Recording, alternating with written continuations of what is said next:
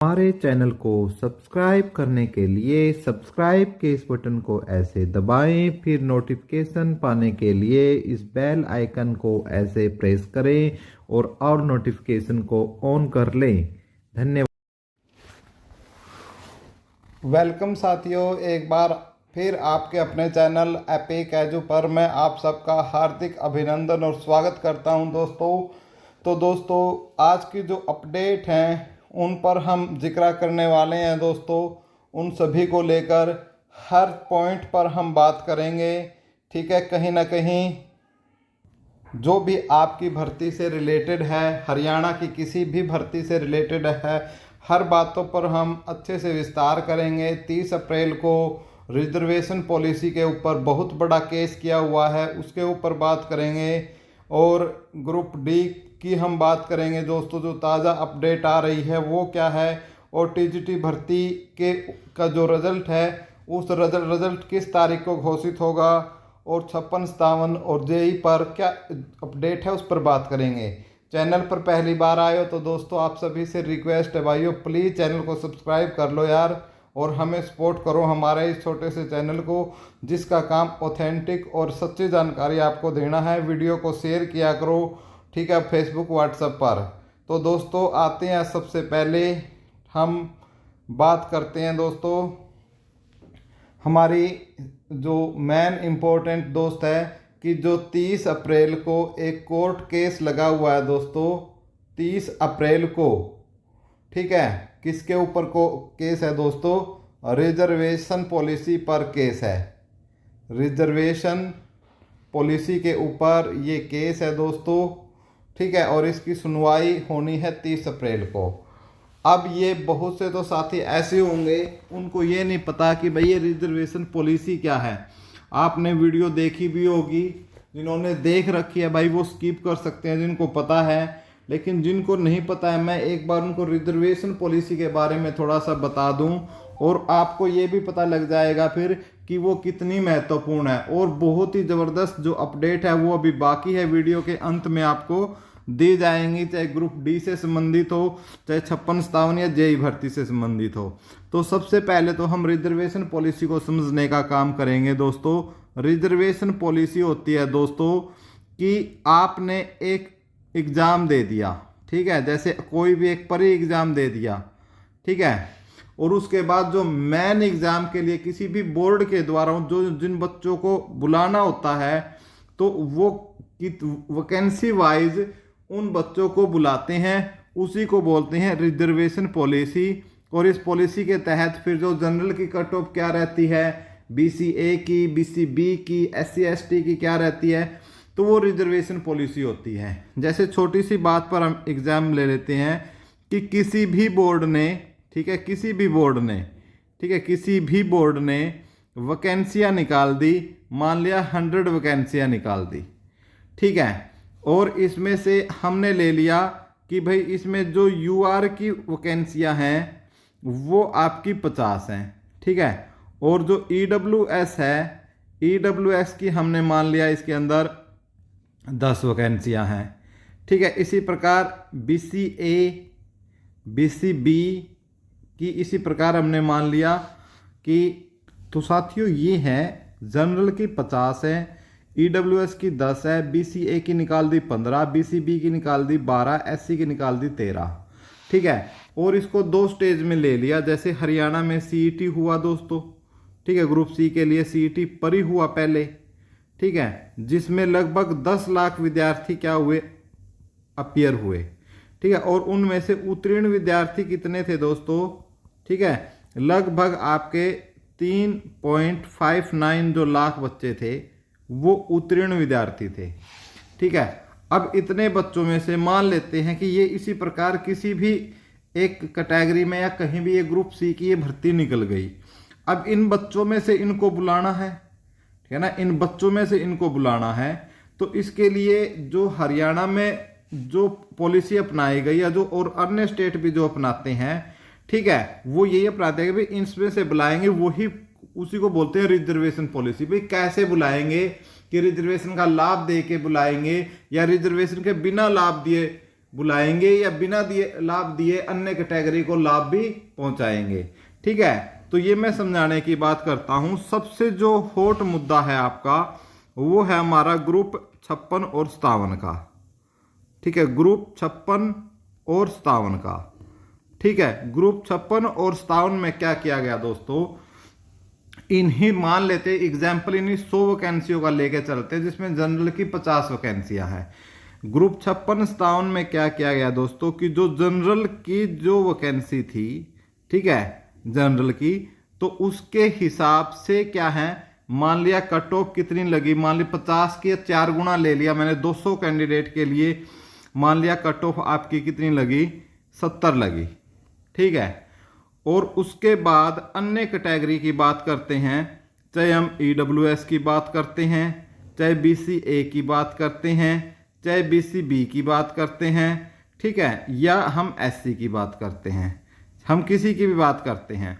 यदि मान लिया कि इन अन्य कैटेगरियों में क्या हुआ कि EWS की जब आई, मान लिया EWS की कट ऑफ जा रही थी कितनी, 72।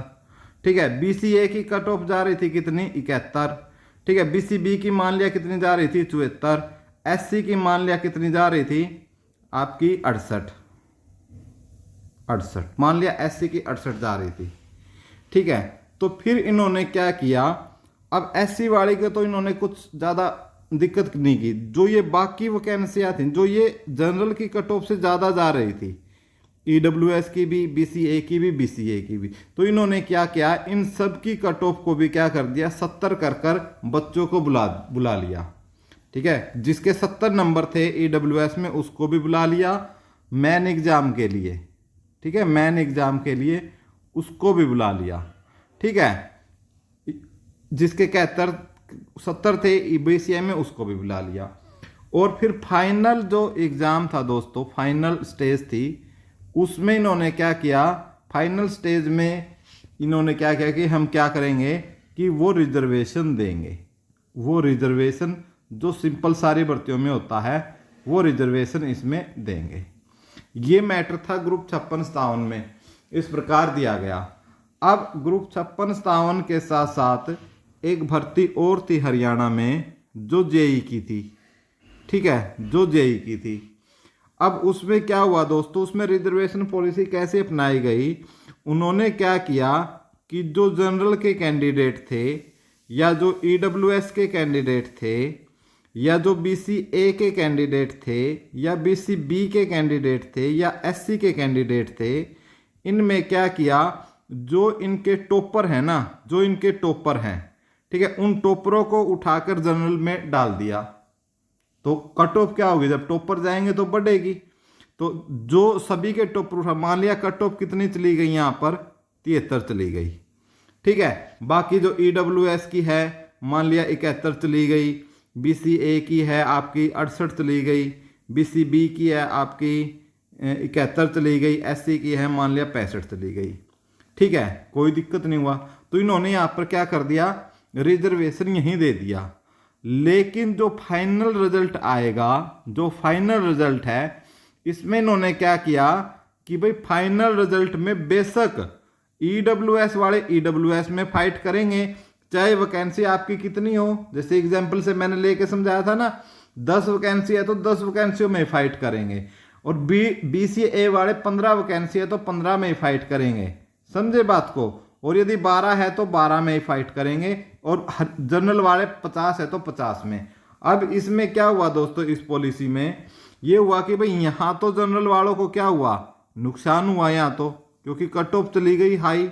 लेकिन जो जनरल वाला बच्चा इसमें चला गया है, अब उनको फाइनल रिजल्ट में क्या हो रहा है, यहाँ पर फायदा, क्योंकि यहाँ पर वैकेंसी ज़्यादा है। ठीक है, और जनरल वाले जनरल में ही फाइट कर रहे हैं। तो ये लगाया गया, और फिर इसके ऊपर दोस्तों केस हुआ। ठीक है, और जिस केस की सुनवाई आपको क्या है, 30 अप्रैल को आपकी केस की सुनवाई होनी है। ठीक है, अब जो एक है, जो हमारा एक और हमारा बोर्ड है हरियाणा स्टाफ सिलेक्शन कमीशन के अलावा, हरियाणा स्टाफ सिलेक्शन कमीशन के अलावा HPSC। ठीक है, ये है हमारा एक और। तो यदि मैं बात करता हूं, अब एचपीएससी ने क्या कर रखा है दोस्तों, एचपीएससी ने ये कर रखा है कि इन्होंने मान लिया, वैकेंसी उसी का एग्जांपल समझाते हैं हम, इन्होंने ये कर रखा है कि जो जनरल है, जनरल के, और मान लिया चाहे EWS है, ठीक है, चाहे BCB है, चाहे BCA है, चाहे आपका SC या कोई अन्य है, इन्होंने ये बोला कि भाई EWS BCA चाहे रिजर्व्ड कैटेगरी, जितनी ये सारी की सारी क्या है आपकी रिजर्व्ड कैटेगरी है दोस्तों, कि भाई बेशक पहली स्टेज में रिजर्व कैटेगरी की जनरल से बेशक ज़्यादा चले जाए कट ऑफ, हमें कोई फर्क नहीं पड़ा, हम फाइनल स्टेज पर जो रिजर्वेशन का जो लाभ होता है वो हम कहाँ देंगे, फाइनल स्टेज पर उसको हम देंगे। यानी फाइनल स्टेज पर फिर क्या होगा, मान लिया यहाँ जनरल की कट ऑफ कितनी चली गई, मान लिया यहाँ 70 चली गई, ठीक है, EWS की मान लिया 72 चली गई, BCA की मान लिया 73 चली गई, BCB की, BCA की मान लिया 71 चली गई, SC की मान लिया आपकी 65 चली गई। तो इन्होंने कहता है कि हमें इस कट ऑफ से कोई लेना देना नहीं है, एचपीएससी ये कहती है कि हमें इस कट ऑफ से कोई लेना देना नहीं है, और जो हम रिजर्वेशन का लाभ है फाइनल स्टेज में देंगे। तो जो फाइनल स्टेज में जो कट ऑफ बनेगी ना, फिर जो जनरल की कट ऑफ बनेगी, ठीक है, जो जनरल की कट ऑफ बनेगी, मान लिया X बन गई, तो जितनी भी रिजर्व्ड कैटेगरी की जो कट ऑफ होगी ना, तो वो क्या होगी, सारी की सारी जो जनरल की कट ऑफ है यानी X है उससे क्या होगी, कम होगी। और इस केस में क्या है, इससे पहले जो केस है इसके ऊपर 2012-13 में भी एक केस हो चुका है जिसको एचपीएससी ने जीत लिया था, एक 2019 में भी केस हो चुका है जिसपे एचपीएससी ने जीत लिया था, और उम्मीद यही लगा रहे हैं दोस्तों कि एचपीएससी इस बार भी इस केस को जीत सकती है। यदि एचपीएससी ये केस जीतती है, क्योंकि भाई इस केस को भी जो एडवोकेट जनरल ऑफ हरियाणा है वो लड़ेंगे, जो 56-57 के ऊपर जो पॉलिसी है उस पर भी क्या है एडवोकेट जनरल करेंगे, और जो जेई है उसके ऊपर भी यही केस लड़ने वाले हैं। हो सकता है ये पॉलिसी अप्लाई हो जाए। अब बहुत से ये भ्रांतियां फैला रहे हैं कि यदि एचपीएससी जीत गई, एचपीएससी यदि केस जीत गई, ठीक है, तो जो 56-57 है वो कैंसिल हो जाएगा, ठीक है, और जेई भी कैंसिल हो जाएगा। तो साथियों ये कैंसिल शब्द यूज करने से पहले थोड़ा सा बचो, क्योंकि इसमें क्या है दोस्तों, इनके एग्जाम हो चुके हैं, तो एग्जाम होने के बाद जो एजी साहब है, जो जेई के मामले में तो एजी साहब ने अपनी जो एक जब केस हुआ था इस पर गलती भी मानी है कि हमने इस पर गलत पॉलिसी लगा दी है, ठीक है, लेकिन जो हमारे एजी साहब है जो बलदेव महाजन है, तो ये बहुत ही अच्छे वकील हैं। यदि ये अपने पर आएंगे तो इनका एक ट्रैक रिकॉर्ड भी है, बहुत कम इन्होंने केस जो है हारे हैं, ठीक है। यदि ये अपने अच्छे तरीके से इसकी पैरवी कर जाते हैं, चाहे 56-57 है और चाहे जेई है, तो इनको सरकार कैंसिल तो नहीं होने देगी, ठीक है, रिजर्वेशन पॉलिसी से, ठीक है। लेकिन हाँ ये है कि जो भी केस जीतेगा, जो आगे से जितने भी एग्जाम होंगे, ये हो सकता है कि उन पर जो रिजर्वेशन पॉलिसी कोर्ट बोलेगी वो अप्लाई होगी, ठीक है। ये सब कुछ डिपेंड करता है भाई सरकार के ऊपर और जो हमारे एडवोकेट जनरल है उनके ऊपर, कि वो करेंगे क्या इस मैटर में, ठीक है, क्या दलील देंगे। तो सब कुछ 56-57 और जेई का जो मामला है सब वहीं पर अटका हुआ है, ठीक है। और आगे से जो पॉलिसी है, बाकी ये हो सकता है कि हो सकता है सरकार इसको 70% इन एग्जाम्स को बचा लेगी, ठीक है, रिजर्वेशन पॉलिसी के हिसाब से बचा लेगी। लेकिन भाई 30% में ये भी है कि कोर्ट जो जज हैं जो जजमेंट देंगे वो आदेश दे दें इनको कैंसिल करने के, ठीक है, कैंसिल करने के, तो ये भी हो सकता है, ठीक है। अब मैंने ये जो मैटर लिया है इसीलिए लिया है दोस्तों, बहुत से यूट्यूबर चैनल है जो फेमस यूट्यूबर हैं वो इसको एक्सप्लेन कर रहे हैं और बच्चों को डराने का काम कर रहे हैं कि ये कैंसिल होंगे ही होंगे रिजर्वेशन। कभी वो रिजर्वेशन पॉलिसी के हिसाब से बता देते हैं, कभी 5 नंबर के हिसाब से बता देते हैं। तो एक भय का माहौल है वो इतना बना दिया गया है कि बच्चा मतलब आत्महत्या करने को मजबूर हो रहा है। तो एक बात तो दोस्तों ये है कि हमें इन समस्याओं से लड़ना है, गलती नहीं करनी है, क्योंकि ऐसी गलतियां जो है वो कमजोर लोग करते हैं, और हम कमजोर नहीं है। जो यहां तक पहुंचा है ना जो बच्चा, वो कमजोर कतई नहीं हो सकता। ठीक है, एक तो ये अपडेट आपको मैंने देनी थी, और क्या हो सकता है कोर्ट में वो सब भी मैंने आपको बता दिया। 30 अप्रैल को इसकी हियरिंग है, और उससे पहले भी जो मेरे पास अपडेट आएगी तो मैं आपको जरूर बताऊंगा। आगे आगे देखते हैं भाई, जो हमारे साथी प्रयास कर रहे हैं, ठीक है, बहुत ही सराहनीय है भाई, वो बहुत ही शानदार है। ठीक है, ये काम होते हैं दोस्तों जो एक इंसान है, मजबूत इंसान है उनके। ठीक है, उनके यही काम होते हैं दोस्तों। ये नहीं है कि भी आत्महत्या कर लिया, जॉब नहीं मिली, ग्रुप डी की नहीं मिली, मुझे सी की नहीं। ये जो काम हमारे जो टीचर है, जो भावी टीचर है, जो कर रहे हैं, जहां भी पहले तो जहां भी प्रोटेस्ट होता है, चाहे मैं प्रोटेस्ट की बात करूं, जींद की बात करूं, करनाल की बात करूं, हर जगह साथी पहुंचे हैं और अपनी मांगों का जो ज्ञापन है वो देने का काम किया है। ठीक है, उसके अलावा जो धरना प्रदर्शन है दोस्तों HSC ऑफिस के सामने, ठीक है, लगभग 1 महीना इन्होंने बहुत ही शानदार तरीके से, उसमें महिलाएं अभ्यर्थी भी शामिल है और जेंट्स भी शामिल है, कितने शानदार तरीके से इसने जो हमारे भावी अध्यापक हैं इन्होंने इसको हैंडल किया है। सीखना चाहिए, चाहे 56-57 वाले हो, चाहे ग्रुप डी कॉमन कैडर वाले हो, चाहे बाकी हो, सभी को इनसे सीखना चाहिए, हमारे भावी अध्यापकों से। ठीक है, उसके बाद इनकी जो पैदल यात्रा चल रही है दोस्तों, ये अब ये मत सोचो दोस्तों कि हमें कोई देख नहीं रहा है। पक्ष विपक्ष सभी की नजरें आपके ऊपर है। ठीक है, विपक्ष भी मौका बनाने के चक्कर में है, आपका फायदा भी उठा सकता है, लेकिन आपको उनको साथ तो ले सकते हो। लेकिन जब भी आपने कहीं प्रदर्शन या हो तो उन पर राजनीतिक टिप्पणी करने से आप लोग बचे, क्योंकि हमें तो भाई अपनी जॉब से मतलब है, हमें तो अपनी नौकरी से मतलब है। सत्ता तो आती है जाती है, ठीक है, आपको पता ही है। ठीक है, आपने जो हमारे पूर्व CM का पता भी होगा कि सत्ता आती रहेंगी जाती रहेंगी, देश मजबूत होना चाहिए। इसी प्रकार हमें तो क्या है, नौकरी ही मिलनी चाहिए।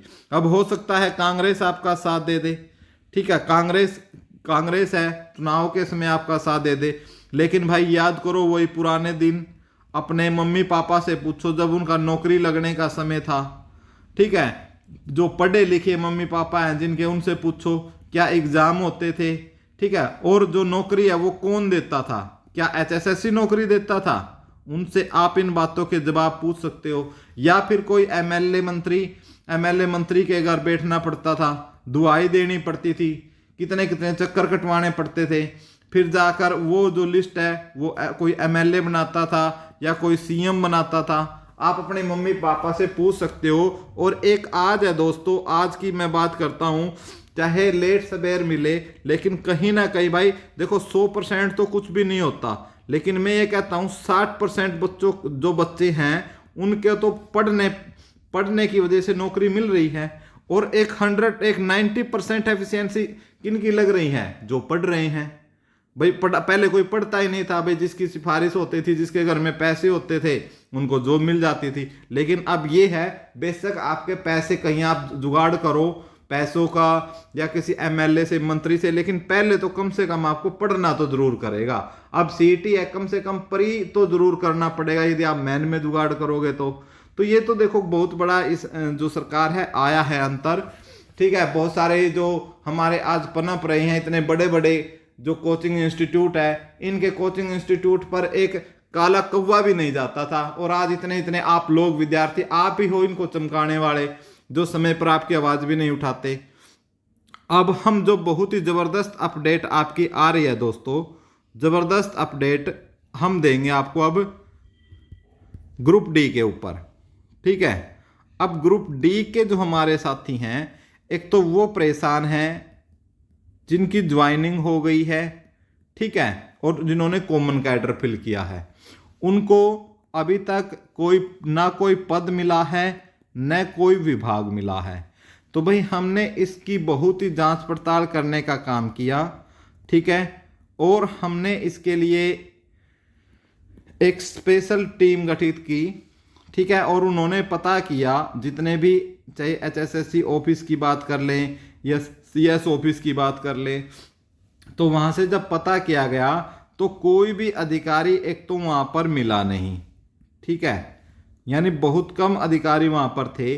और पता करने पर चला कि सभी अधिकारी जो है वो चुनाव में बिजी हैं, चुनाव में व्यस्त हैं बहुत ही ज़्यादा, और उनकी ट्रेनिंग चल रही है, उनकी ट्रेनिंग चल रही है दोस्तों। इस प्रकार के जवाब हमें मिले हैं, ट्रेनिंग चल रही हैं अभी, यानी कोई विचार नहीं है। आपके जो कॉमन कैडर वाले साथी हैं उनको क्लियर कर दूं दोस्तों, वो बार बार मैसेज करते हैं सबके पास, अभी कोई भी इरादा सरकार का नहीं है आपको पद या विभाग देने का या पोर्टल को ओपन करने का। पहली बात तो अपने दिमाग में ये बैठ लो। फिर दोस्तों जो कॉमन कैडर वाले साथी हैं उन्होंने कुछ ग्रुप वगैरह बना रखे हैं, तो वहां से मैंने पता किया है दोस्तों कि कोई भी अधिकारी है, चाहे सीएस ऑफिस में हो या कहीं और चले जाओ दोस्तों, आप कोई मिल नहीं रहा। ठीक है, सीएम भी नहीं मिल रहे, क्योंकि आपको पता है आज भी जो साथी थे, जो उनका कैथल के अंदर आज प्रोग्राम था सीएम का, तो बहुत सारे जो ग्रुप डी के विद्यार्थी हैं वो उनके पास पहुंचे हैं इस मांग का ज्ञापन लेकर कि हमें कब मिलेगा। तो वहां से अभी कुछ अपडेट हमें प्राप्त नहीं हुई है। जैसे ही अपडेट प्राप्त होती है कि कैथल में सीएम साहब से मुलाकात हुई है या नहीं हुई है, मैं भी वो आपको जरूर बताऊंगा आपको दोस्तों। ठीक है, और क्या अपडेट आ रही है दोस्तों, बच्चों ने संगठित होकर एक काम करने का काम किया है कि जो अगले हफ्ते है, अगले हफ्ते, ठीक है, बच्चे चंडीगढ़ जाएंगे इकट्ठे होकर, चंडीगढ़ जाने का प्रोग्राम बना रहे हैं दोस्तों। एक डेट निश्चित कर दी जाएगी, वो जो डेट है आपको वो बता दी जाएगी कि किस दिन जाएंगे। और प्रोग्राम है दोस्तों राजेश खुल्लर जी के आवास पर जाने का। कहां पर जाने का? राजेश खुल्लर जी के आवास पर जाने का प्रोग्राम है। ठीक है, बच्चों ने कोशिश की थी फोन के माध्यम से उनसे टाइम लेने की, लेकिन दोस्तों नहीं मिल पा रही हैं, क्योंकि चुनाव का समय है दोस्तों, लोकसभा चुनाव। और आपको पता है दोस्तों, इन सब अधिकारियों और सरकार के लिए हमसे बड़े क्या होते हैं? चुनाव होते हैं। तो बिल्कुल भी मतलब साफ मना कर दिया कि फोन उठाते ही कि भाई कुछ अता पता नहीं है हमें कि साहब कब मिलेंगे, नहीं मिलेंगे। तो इसलिए बच्चों ने चंडीगढ़ जाने का जो फैसला किया है इस वजह से, और इनके आवास पर पहुंचेंगे बच्चे।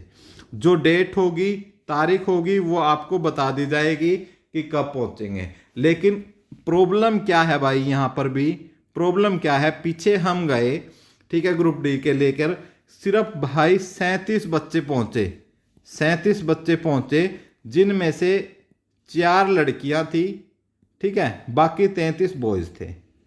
ठीक है यार सिर्फ क्या इन 37 बच्चों को ही चाहिएगा? इससे भाई जो काम आपके लिए उठ रहे हैं, बहुत जो अच्छे अच्छे हमारे भाई है, जैसे तरण भाई है हमारा, वो आपके लिए काम कर रहे हैं। और भी जो ग्रुप डी के जो हैं, ठीक है, वो साथ देने की बात आपके कर रहे हैं। जब आप 37 बच्चे आओगे, ठीक है, 11,000 की भर्ती हुई थी दोस्तों, ठीक है, 11,000 में से आपके 7,000 बच्चे हैं जिनको कॉमन कैडर चाहिए, और बच्चे कितने पहुंच रहे हैं? 37। तो भाई इसलिए क्या है, ये चीज भी सरकार है और बड़े अधिकारी है, वो देख लेते हैं कि कितने आ रहे हैं, आपकी संख्या बल कितना है। ठीक है, संख्या बल कम था, इसी वजह से अभी आपकी पोर्टल के बारे में कोई विचार ही नहीं चल रहा है, कि एचआरडी के अंदर कोई विचार नहीं चल रहा है दोस्तों। ठीक है, ना ही अभी आपको ज्वाइनिंग मिलने वाली है। रही बात सैलरी की दोस्तों, सैलरी के ऊपर ये है कि सैलरी सभी फिलहाल तो यही बोल रहे हैं दोस्तों कि सैलरी मिलेगी। अब सब ये क्यों बोल रहे हैं दोस्तों कि सैलरी मिलेगी? ठीक है, लेकिन वास्तविकता में ये है कि किसी को नहीं पता मिलेगी नहीं मिलेगी। भाई चुनाव का समय है, यदि किसी अधिकारी ने स्टेटमेंट दे दी कि भाई नहीं मिलेगी, हंगामा कर देंगे बच्चे, उन सबको पता है। ठीक है, इसलिए जितने भी अधिकारी जहां भी पूछते हैं सब यही मिलेगी बोल रहे हैं, मिलेगी मिलेगी। लेकिन भाई जब हाथ में आ जाएगी हम तो तब मानेंगे मिली है या नहीं मिली है, उसी ट्रिम में बताएंगे मिलेगी। क्या पता कौन सा रूल ये बाद में पढ़ा देंगे हमें, क्योंकि इन्होंने पहले प्रोविजनल ज्वाइनिंग जैसे शब्दों का प्रयोग ज्वाइनिंग लेटर पर कर रखा है। ठीक है, क्या पता उसी की दुआई देकर ये बोल दे कि भाई नहीं मिलेगी सैलरी। तो भाई अभी कुछ नहीं पता है इनका जो आपको यूट्यूबर बता रहे हैं कि सैलरी मिल जाएगी। ठीक है, हाँ यही है कि 90% अधिकारियों से बात करने की बात है कि हम भी आपको कह रहे हैं 90% हम भी, हमारी भी यही इच्छा है कि आपको मिले, लेकिन 10% तो भाई शक और संदेह इन पर हो जाता है। और जो सेकंड लिस्ट है दोस्तों, सेकंड लिस्ट आपकी जो 2667 बच्चों की सेकंड लिस्ट है, वो आपकी जो 5 अंकों का जजमेंट है, जैसे ही 5 अंकों के ऊपर कोई निर्णय आता है उसके बाद ये बोल रहे हैं एचएसएससी ने 72 आवर्स के अंदर उसका रिजल्ट है वो हम निकाल देंगे, ऐसा पूर्व चेयरमैन हमारे खत्री जी का कहना है। क्योंकि कहीं ना कहीं उनका बहुत लिंक तो होता ही है जब इस प्रकार के चीज़ों से जुड़े रहते हैं तो, ठीक है। और बहुत बड़ी पोस्ट पे वो वहाँ रहे भी हैं, तो ऐसा नहीं है कि अब भी उनकी वहाँ नहीं चलती है, सारी उनको जानकारियाँ वहाँ की अब भी रहती है। क्योंकि चुनावी माहौल है, क्या पता कहाँ पर क्या किस प्रकार का भाषण या किस प्रकार के स्टेटमेंट इनको देनी पड़ जाए। तो ये ऑल अबाउट है दोस्तों, आज का संपूर्ण जानकारी है। आपको कैसी लगी, अच्छी लगी हो तो दोस्तों वीडियो को लाइक शेयर और सब्सक्राइब जरूर कर ले। धन्यवाद।